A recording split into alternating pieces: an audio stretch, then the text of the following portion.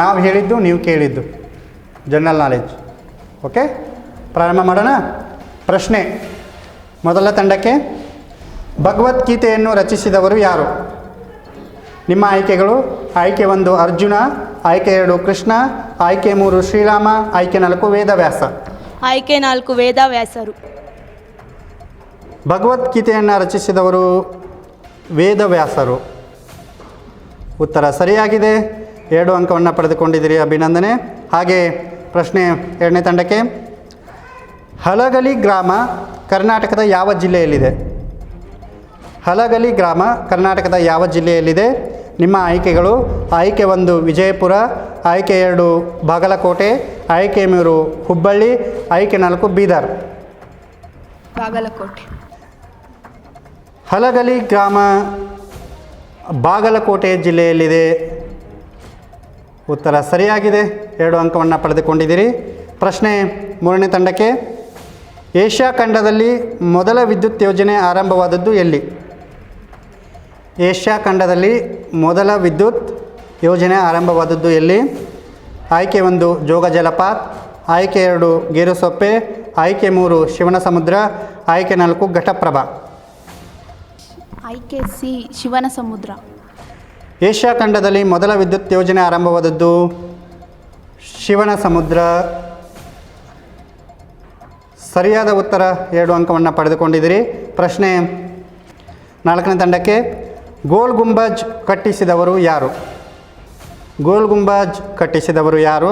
ನಿಮ್ಮ ಆಯ್ಕೆಗಳು: ಆಯ್ಕೆ 1 ಮೊಹಮ್ಮದ್ ರಫೀಕ್, ಆಯ್ಕೆ 2 ಮೊಹಮ್ಮದ್ ಆದಿಲ್ ಶಾ, ಆಯ್ಕೆ 3 ಔರಂಗಜೇಬ್, ಆಯ್ಕೆ 4 ಅಕ್ಬರ್.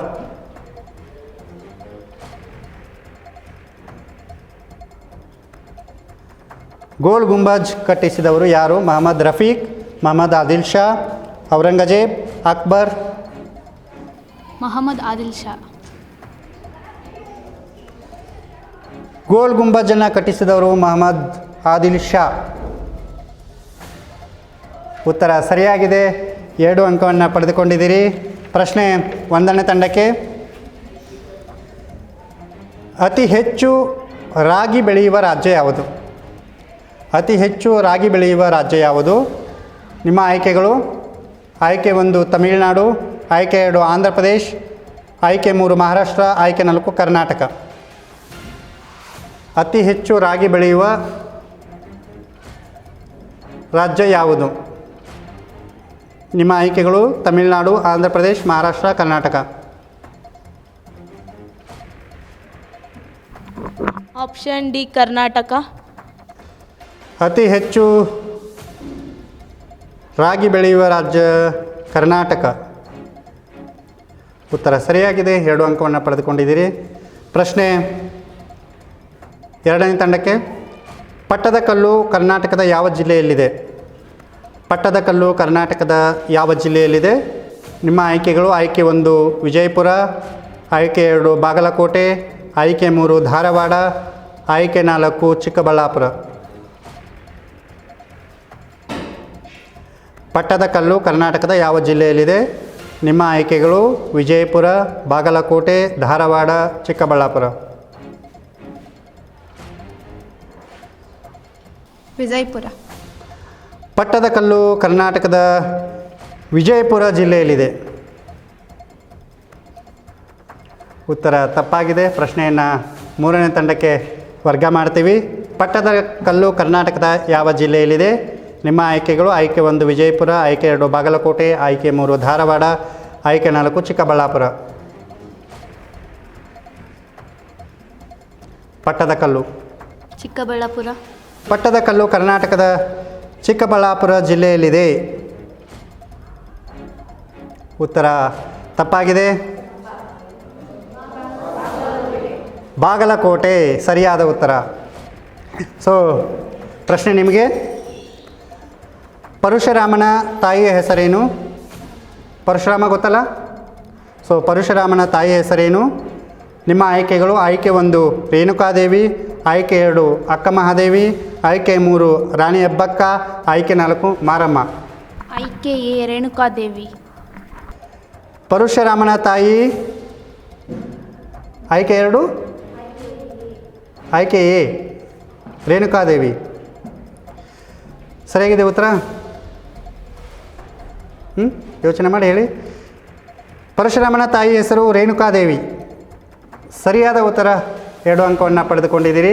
ಪ್ರಶ್ನೆ 4ನೇ ತಂಡಕ್ಕೆ. ಛತ್ರಪತಿ ಶಿವಾಜಿ ಮಹಾರಾಜ್ ಹುಟ್ಟಿದ ಸ್ಥಳ ಯಾವುದು? ಛತ್ರಪತಿ ಶಿವಾಜಿ ಮಹಾರಾಜ್ ಹುಟ್ಟಿದ ಸ್ಥಳ ಯಾವುದು? ನಿಮ್ಮ ಆಯ್ಕೆಗಳು: ಆಯ್ಕೆ 1 ಮುಂಬೈ, ಆಯ್ಕೆ 2 ಸೋಲಾಪುರ, ಆಯ್ಕೆ 3 ನಂದಗಡ, ಆಯ್ಕೆ 4 ಪುಣೆ. ಪುಣೆ. ಛತ್ರಪತಿ ಶಿವಾಜಿ ಮಹಾರಾಜ್ ಹುಟ್ಟಿದ ಸ್ಥಳ ಪುಣೆ. ಸರಿಯಾಗಿದೆ ಉತ್ತರ, 2 ಅಂಕವನ್ನು ಪಡೆದುಕೊಂಡಿದ್ದೀರಿ. ಇಲ್ಲಿಗೆ ಎಲ್ಲ ಸುತ್ತುಗಳು ಮುಕ್ತಾಯವಾಯಿತು. ಎ ತಂಡ 4 ಅಂಕವನ್ನು ಪಡೆದುಕೊಂಡಿದ್ದೀರಿ, ಅಭಿನಂದನೆಗಳು. ಹಾಗೆ ಬಿ ತಂಡ 2 ಅಂಕವನ್ನು ಪಡೆದುಕೊಂಡಿದ್ದೀರಿ, ಅಭಿನಂದನೆಗಳು. ಹಾಗೆ ಸಿ ತಂಡ 4 ಅಂಕವನ್ನು ಪಡೆದುಕೊಂಡಿದ್ದೀರಿ, ಅಭಿನಂದನೆಗಳು. ಹಾಗೆ ಡಿ ತಂಡ 4 ಅಂಕವನ್ನು ಪಡೆದುಕೊಂಡಿದ್ದೀರಿ, ಅಭಿನಂದನೆಗಳು. ಓಕೆ, ಸೊ ಕೊನೆಯದಾಗಿ ಯಾರು ವಿನ್ ಆಗಿದ್ದಾರೆ ನೋಡೋಣ. 4ನೇ ಬಹುಮಾನವನ್ನು ಬಿ ತಂಡ ಪಡೆದುಕೊಂಡಿದೆ, 8 ಅಂಕವನ್ನು ಪಡೆದುಕೊಂಡಿದ್ದೀರಿ. ಚೆನ್ನಾಗಾಡಿ, ಮುಂದೆ ಕೂಡ ಅವಕಾಶಗಳು ಸಿಗ್ತವೆ. ಓಕೆನಾ, ಅಭಿನಂದನೆಗಳು. ಹಾಗೆ 3ನೇ ಬಹುಮಾನವನ್ನು ಸಿ ತಂಡ 3ನೇ ಬಹುಮಾನವನ್ನು ಪಡೆದುಕೊಂಡಿದ್ದೀರಿ, ಅಭಿನಂದನೆಗಳು. 15 ಅಂಕಗಳು ಬಂದಿದ್ದಾವೆ. ಸೊ ಡಿ ತಂಡ 2ನೇ ಬಹುಮಾನವನ್ನು ಪಡೆದುಕೊಂಡಿದ್ದೀರಿ, 17 ಅಂಕಗಳನ್ನು ಪಡೆದುಕೊಂಡಿದ್ದೀರಿ. ಹಾಗೆ ಎ ತಂಡ 20 ಅಂಕಗಳನ್ನು ಪಡೆದರ ಮೂಲಕ ಮೊದಲನೇ ಬಹುಮಾನವನ್ನು ಪಡೆದುಕೊಂಡಿದ್ದೀರಿ. ಓಕೆ, ಸೊ ಇಲ್ಲಿಗೆ ರಸಪ್ರಶ್ನೆ ಕಾರ್ಯಕ್ರಮ ಮುಕ್ತಾಯ ಆಯಿತು. ಕಾರ್ಯಕ್ರಮದಲ್ಲಿ ತುಂಬ ಚೆನ್ನಾಗಿ ರಾವುತನಹಳ್ಳಿ ಸರ್ಕಾರಿ ಪ್ರೌಢಶಾಲೆಯ ಹೆಣ್ಣುಮಕ್ಕಳು ಉತ್ತರವನ್ನು ಹೇಳಿದಿರಿ. ತಮಗೆಲ್ಲರಿಗೂ ಕೂಡ ಕಾರ್ಯಕ್ರಮದಲ್ಲಿ ಪಾಲ್ಗೊಂಡಿದ್ದಕ್ಕೆ ಅಭಿನಂದನೆಗಳನ್ನು ಸಲ್ಲಿಸ್ತಾ, ಜೊತೆಗೆ ಈ ಕಾರ್ಯಕ್ರಮದ ಪ್ರಾಯೋಜಕರು ಅಂದರೆ ಈ ಕಾರ್ಯಕ್ರಮದ ಬಹುಮಾನವನ್ನು ಕೊಡ್ತಾ ಇರತಕ್ಕಂಥವರು ಸೃಷ್ಟಿ ಗ್ರೂಪ್ಸ್ ಮಾಲೀಕರು ಮಾಕಳಿ. ಸೊ ಅವರಿಗೆ ಹೃದಯಪೂರ್ವಕ ಅಭಿನಂದನೆಗಳನ್ನು ತಿಳಿಸ್ತಾ ಕಾರ್ಯಕ್ರಮವನ್ನು ಮುಕ್ತಾಯ ಮಾಡೋಣ. ಸೊ ಎಲ್ರಿಗೂ ಕೂಡ ಆಲ್ ದಿ ಬೆಸ್ಟ್, ಒಳ್ಳೆಯದಾಗಲಿ. ಸೊ ಕಾರ್ಯಕ್ರಮ ಮುಕ್ತಾಯವಾಯಿತು. ಮುಂದಿನ ಸಂಚಿಕೆಯಲ್ಲಿ ಮತ್ತೊಂದು ಪ್ರೌಢಶಾಲಾ ಮಕ್ಕಳೊಂದಿಗೆ ನಾನು ನಿಮ್ಮನ್ನು ಭೇಟಿ ಮಾಡ್ತೀನಿ. ಅಲ್ಲಿವರೆಗೂ ನೋಡ್ತಾ ಇರಿ ಜನಶಕ್ತಿ ನ್ಯೂಸ್. ಇದು ನಂಬಿಕೆಯ ವಾಸ್ತವ ರೂಪ.